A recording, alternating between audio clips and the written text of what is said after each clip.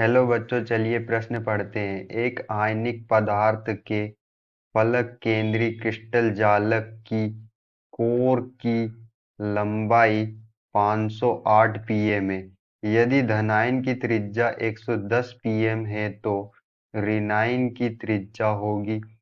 हमें भी यहाँ पर प्रश्न के चार विकल्प दिए हुए। पहला विकल्प है 144 पीएम, दूसरा विकल्प है 288 पीएम, तीसरा विकल्प है 618 पीएम, चौथा विकल्प है 398 पीएम।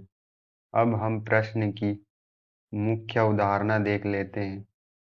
तो यहाँ पर हमारे प्रश्न की मुख्य अवधारणा होगी, एफसीसी जो हमारा है वो क्या होता है। यहाँ पर फलक केंद्रीय क्रिस्टल में जो हमारे कोर की लंबाई ए होती है वो बराबर होती है 2 ब्रैकेट में आर प्लस धनायन की त्रिज्या प्लस आर माइनस ऋणायन की त्रिज्या के बराबर होती है।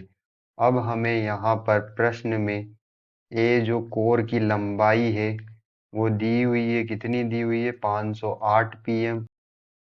हमें यहाँ पर धनायन की त्रिज्या आर प्लस की धनायन की त्रिज्या दी हुई है 110 पीएम।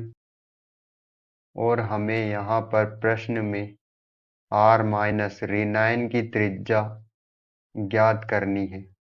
तो हम यहाँ पर हमें जो मान दिए हुए उसको रख देते हैं। तो हमारा पहले ए बराबर 2 का अंदर हम ब्रैकेट में इंटू करेंगे तो हमारे पास प्राप्त होगा 2 इंटू में आर प्लस धनायन की त्रिज्या प्लस 2 इंटू में आर माइनस ऋणायन की त्रिज्या। हमें यहाँ से आर माइनस ज्ञात करना है तो हम 2r माइनस को एक तरफ रहने देंगे और 2r माइनस को ए की साइड ले जाएंगे तो 2r माइनस हो जाएगा प्लस का। अब यहाँ पर हम मान रख देंगे तो 2r माइनस बराबर ए हमें कितना दिया हुआ है 508 माइनस 2 इंटू आर प्लस धनायन की त्रिज्या हमें दी हुई है 110। तो यहाँ पर आर माइनस बराबर 508 माइनस 2 का 110 में जब इंटू करेंगे तो हमें 220 प्राप्त होगा और बटे में 2r माइनस से 2 अपॉन में आ जाएगा।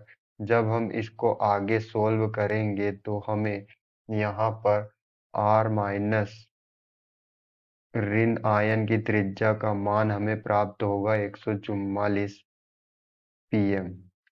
तो इस तरह हमने यहाँ सूत्र का उपयोग करके r माइनस ऋणायन की त्रिज्या का मान निकाल लिया, जो कितना आया 144 पीएम के बराबर। अब हम ऑप्शन चेक कर लेते हैं। हमारा जो पहला ऑप्शन है 144 पीएम, तो हमारा आंसर जो हो जाएगा वो ए हो जाएगा। आशा करते हैं आपको समझ में आया होगा। धन्यवाद।